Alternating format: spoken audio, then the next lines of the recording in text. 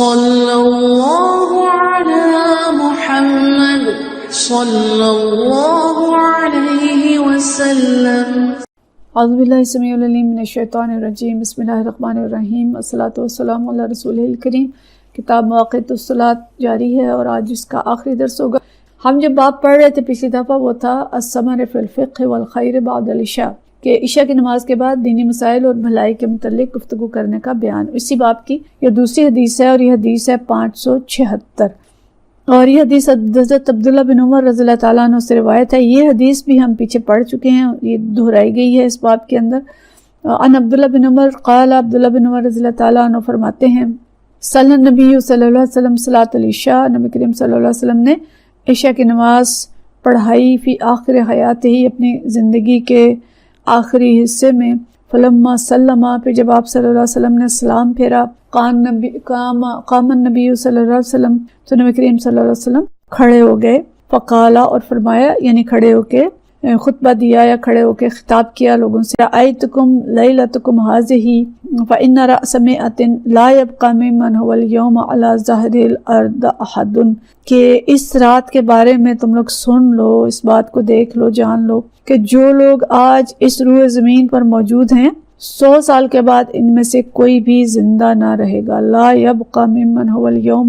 على ظہر الارض احد، کوئی بھی زندہ نہ رہے گا۔ فوحل الناس فی مقالت رسول اللہ صلی اللہ علیہ وسلم، تو لوگوں کو رسول اللہ صلی اللہ علیہ وسلم کے اس بیان میں کچھ غلط فہمی ہو گئی۔ اور غلط فہمی کیا ہو گئی کہ لوگوں کو یہ لگا کہ جی 100 سال کے بعد تو قیامت آ جائے گی، اور کسی نے کہا کہ اس امت کی عمر جو ہے وہ 100 سال ہے، حالانکہ نبی کریم صلی اللہ علیہ وسلم کا منشا یہ نہیں تھا، اور آپ کا منشا کیا تھا کہ صحابہ کرام میں سے جو لوگ موجود ہیں 100 سال کے بعد ان میں سے کوئی موجود نہیں رہے گا۔ تو وہ فوحل الناس فی مقالت رسول اللہ صلی اللہ علیہ وسلم، لوگوں کو غلطی لگ گئی آپ صلی اللہ علیہ وسلم کے اس قول میں، الی ما یتحدثون من ھذہ الحدیث، کہ وہ اس طرح کی باتیں کرنے لگ گئے اس حدیث کے بارے میں، امیۃ سنتین کے 100 سال کے بعد ایسا ہوگا اور ویسا ہوگا۔ وانما قال النبی صلی اللہ علیہ وسلم، جبکہ نبی کریم صلی اللہ علیہ وسلم کا جو مقصد تھا اور آپ نے فرمایا تھا، لا یبقى ممن هو اليوم على ظہر الارض احد، کہ زمین پر کوئی باقی نہیں رہے گا ان میں سے جو اس وقت موجود ہے۔ یرید بذلک انها تحرم ذلک القرن، اور آپ صلی اللہ علیہ وسلم کا مقصد یہ تھا، مراد یہ تھی کہ یہ قرن، یہ دور جو صحابہ کا ہے یہ 100 سال کے بعد ختم ہو جائے گا، یعنی دور صحابہ 100 سال بعد ختم ہو جائے گا۔ وہ سب کے سب جو بیٹھے ہوئے تھے وہ صحابہ کرام رضوان اللہ اجمعین تھے، اور آپ صلی اللہ علیہ وسلم کی مراد یہ تھی کہ آج سے 100 سال بعد صحابہ کا دور ختم ہو جائے گا، یہ قرن ختم ہو جائے گا اور ایک نیا دور آئے گا، یعنی موجودہ نسل انسانی کا خاتمہ 100 سال کے اندر اندر ہو جائے گا، اور پھر نئی نسل آئے گی، نئے لوگ ہوں گے جو کہ صحابہ نہیں ہوں گے، یعنی صحابہ کا جو دور ہے وہ ختم ہو جائے گا۔ تو مطلب یہ اس حدیث کو اس باب میں لانے کا کہ عشاء کے بعد آپ صلی اللہ علیہ وسلم نے گفتگو فرمائی، اور اس کے بارے میں ثبوت ہے کہ آپ کھڑے ہو کے آپ نے یہ خطبہ دیا تھا۔ اگلا باب ہے باب الثمر مع الضیف و اہل، کہ مہمان اور گھر والوں کے ساتھ نماز عشاء کے بعد گفتگو کرنے کا بیان، یعنی گھر میں کوئی مہمان آ گئے ہیں، اب وہ عشاء کے بعد ہیں یا تھوڑا پہلے آئے ہیں لیکن مہمان ہیں، اب ان کے ساتھ بیٹھ کے کھانا کھانا، ان کے ساتھ باتیں کرنا، یا گھر والے ہیں جو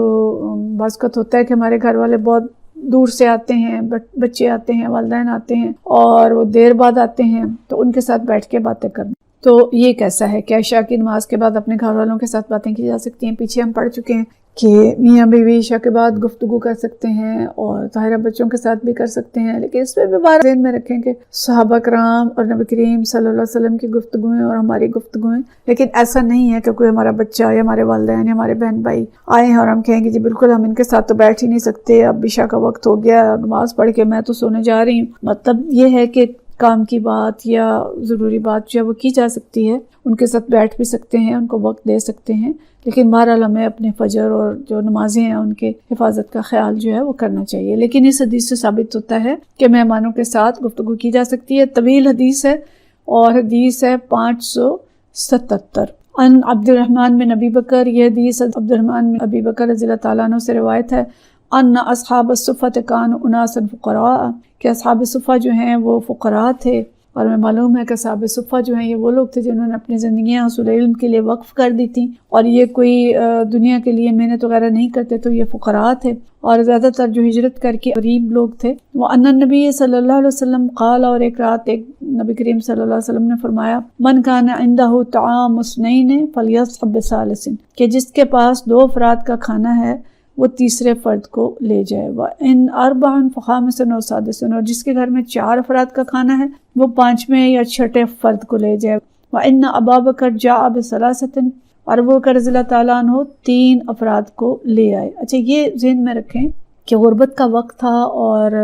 اس وقت بہت زیادہ کھانے نہیں ہوتے تھے، اور سب کے گھروں میں ایسے ہی حالات ہوتے تھے کہ بس اتنا کھانا ہوتا تھا کہ جتنے افراد ہیں، اور ایک وقت کا کھانا ہوتا تھا اکثر، اور دوسرے وقت کا کھانا نہیں ہوتا تھا، اور اصحاب صفہ فقراء تھے، اور نبی کریم صلی اللہ علیہ وسلم اکثر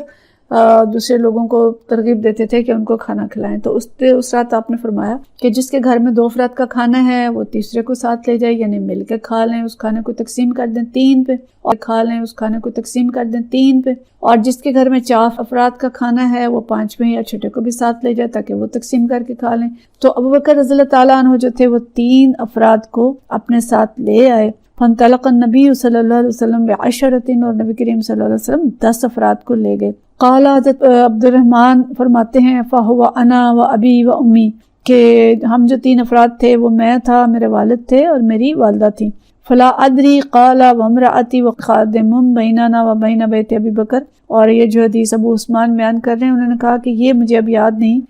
کہ انہوں نے اپنی جو بیوی کا اور غلام کا ذکر بھی کیا تھا جو ان کے اور حضرت بکر کے گھر میں مشترک تھا، یعنی مجھے یاد نہیں کہ انہوں نے ان دونوں کا بھی ذکر کیا تھا یا نہیں۔ وَإِنَّ أَبَا بَكْرَ تَعَشَّى عِنْدَ نبی صلی اللہ علیہ وسلم، ابو بکر جو تھے یہ مہمانوں کو لے کے گھر چھوڑ کے اور پھر نبی کریم صلی اللہ علیہ وسلم کے پاس واپس آ گئے، اور تعشیٰ عند النبی صلی اللہ علیہ وسلم کے ساتھ انہوں نے رات کا کھانا کھا لیا۔ تعشیٰ کہتے ہیں رات کے کھانے کو، عشاء کے بعد جو کھانا کھایا گیا، نبی کریم صلی اللہ علیہ وسلم کے ساتھ کھانا کھایا، ثم لبث، پھر وہیں ٹھہر گئے، حیث صلیت العشاء، پھر انہوں نے اس وقت تک وہاں ٹھہرے رہے کہ عشاء کی نماز پڑھی، ثم رجع، پھر واپس آئے، فلبث حتی تعشى النبی صلی اللہ علیہ وسلم، پھر واپس آئے اور وہاں رکے رہے یہاں تک کہ نبی کریم صلی اللہ علیہ وسلم نے کھانا کھایا۔ فجاء بعد ما مضى من الليل ما شاء اللہ، اور جب بہت رات گزر گئی یا جتنا وقت گزر گیا رات کا تو اپنے گھر واپس آئے۔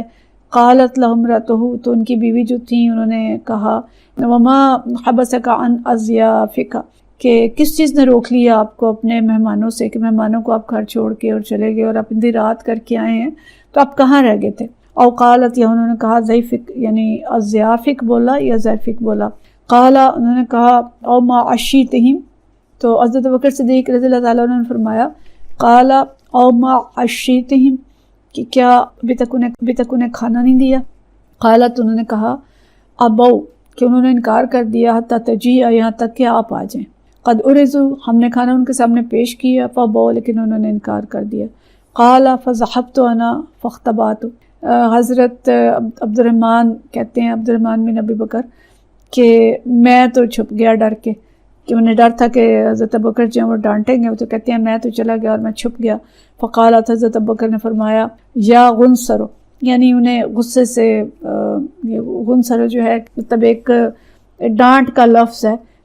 جیسے کوئی کہے کہ وہ نابکار یا اس طرح کا کوئی لفظ جو ہے عربی کا یہ لفظ تھا۔ فجدع وسبا، تو انہیں ڈانٹا اور برا بھلا کہا۔ وقالا، اور فرمایا، کلو لا حنین، مہمانوں کو پھر وہ تھوڑا ناراض ہوئے اور مہمانوں سے بھی کہا کہ تم لوگوں نے کھانا نہیں کھایا۔ فقالا، اور مہمانوں نے کہا، واللہ لا اطمعہ، بلکہ انہوں نے خود یہ فرمایا، فقال واللہ لا اطعمہ ابدا وائم اللہ، کہ انہوں نے کہا کہ نہیں، ہم کھانا بالکل نہیں کھائیں گے جب تک کہ آپ نہیں کھاتے۔ وَأَيْمُ اللَّهِ، اور انہوں نے اللہ کی قسم کھائی، مطلب کس چیز پہ اللہ کی قسم کھائی؟ غصہ آ گیا، انہوں نے کہا میں بالکل کھانا نہیں کھاؤں گا، یعنی مہمان جو تھے انہوں نے کہا ہم نہیں کھائیں گے جب تک آپ نہیں تھے، اور انہوں نے کہا اچھا ٹھیک ہے، انہیں بھی غصہ آ گیا، وہ کہتے ہیں اللہ کی قسم میں کھانا نہیں کھاؤں گا۔ مَا كُنَّا نَأْخُذُ مِن لُقْمَةٍ إِلَّا رَبَا مِنْ أَسْفَلِهَا أَكْثَرُ مِنْهَا، عبد الرحمن کہتے ہیں کہ کھانا پھر شروع ہو گیا، اور وہ کہتے ہیں کہ ہم کھانا کھاتے تھے اور ایک لقمہ لیتے اور نیچے دیکھتے تو کھانا جو ہے وہ بڑھا ہوتا تھا، یعنی پہلے سے بڑھ چکا ہوتا تھا۔ قال، یعنی حتی شبع، یہاں تک کہ سب سیر ہو گئے، سب نے خوب پیٹ بھر کے کھایا۔ وصارت اکثر مما كانت قبل ذلك، اور کھانا جو تھا جتنا پہلے تھا اس سے زیادہ ہو چکا تھا۔ فنظر الیہا، پھر اس کی طرف دیکھا تو ابو بکر صدیق رضی اللہ تعالیٰ عنہ نے، فنظر الیہا ابو بکر فاذا ہی کما ہی، تو دیکھا کہ جیسا تھا وہ ویسا ہی ہے، واکثر منہا، یہ اس سے زیادہ ہو چکا ہے۔ فقال لامرأتہ، انہوں نے اپنی بیوی سے کہا، یا اخت بنی فراس ما ھذا، یہ ان کے قبیلے کا نام تھا بنی فراس، تو انہوں نے کہا بنی فراس کی بہن یہ کیا ہے؟ قالت، انہوں نے کہا لا وقرۃ عینی، کہ نہیں میری آنکھوں کی ٹھنڈک کی قسم۔ اب اس میں علماء کہتے ہیں کہ آنکھوں کی ٹھنڈک انہوں نے یا تو نبی کریم صلی اللہ علیہ وسلم کو فرمایا یا حضرت ابوبکر صدیق کو ہی فرمایا کہ میری آنکھوں کی ٹھنڈک کی قسم، لہی الآن اکثر منها قبل ذلك بثلاث مرات، کہ یہ کھانا جو ہے یہ پہلے سے 3 گنا زیادہ ہو چکا ہے۔ فاکل منها ابو بکر، پھر کیا ہوا کہ ابوبکر صدیق رضی اللہ تعالیٰ عنہ نے اپنی قسم توڑ دی اور اس میں سے کھانا کھا لیا۔ وقال، اور فرمایا، انما کان ذلک من الشیطان، یعنی یمینہ، کہ جو میں نے قسم کھا لی تھی یہ شیطان کی طرف سے تھی۔ ثم اکل منها لقمۃ، پھر اس میں سے لقمہ کھایا۔ ثم حملها علم کے پاس لے گئے، فاصبحت عنده، اور وہ صبح تک ان کے پاس رہا۔ وکان بیننا وبین قوم عقد، حضرت عبد الرحمن کہتے ہیں کہ ہمارے اور ایک دوسری قوم کے درمیان کوئی عہد تھا۔ فمزل اجل، پھر وہ عہد جو تھا وہ یعنی خاتمے کے قریب پہنچ گیا۔ ففرقنا 12 رجلا، اس میں سے ہم نے 12 لوگوں کو الگ الگ کیا۔ ما کل منہم اناس، ان سب کے ساتھ اور لوگ تھے، یعنی 12 کو الگ الگ کیا، ان 12 میں سے ہر ایک کے ساتھ لوگ تھے۔ اللہ عالم کم مع کل رجل، اللہ کو ہی پتہ ہے کہ ہر ایک کے ساتھ کتنے کتنے لوگ تھے، یعنی وہ 12 تو 12 تھے، ان کے ساتھ اور لوگ بھی تھے اور پتہ نہیں کتنے کتنے تھے۔ فاکلوا منھا اجمعون، ان سب نے اس میں سے کھایا۔ او کما قال، یا اسی طرح کی بات انہوں نے کی۔ مطلب کیا ہے کہ یہاں پہ ہمیں کرامت نظر آ رہی ہے حضرت ابوبکر صدیق رضی اللہ تعالیٰ عنہ کی، کہ کھانا تو 3-4 افراد کا تھا، لیکن جب مہمان آ گئے تو سب مل کے کھانے لگے تو کھانا بڑھتا گیا، سب کھا بھی چکے، سیر بھی ہو گئے، اور کھانا پھر بھی 3 گنا زیادہ تھا، اور پھر اس کو نبی کریم صلی اللہ علیہ وسلم کے پاس لے گئے۔ آپ صلی اللہ علیہ وسلم نے اس کو رکھا اور صبح اور لوگ آ گئے، یعنی 12 تو وہ تھے اور ان کے ساتھ پتہ نہیں اور کتنے لوگ تھے، سب نے پیٹ بھر کے کھایا۔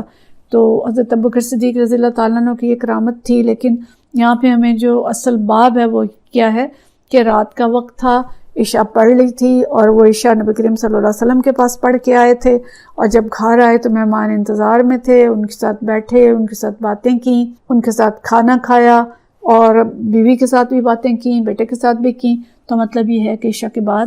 کوئی اہم کام ہے، ضروری بات ہے، گھر والوں کے ساتھ بات ہے تو وہ کر سکتے ہیں۔ لیکن اس حدیث سے میں اور بھی بہت سی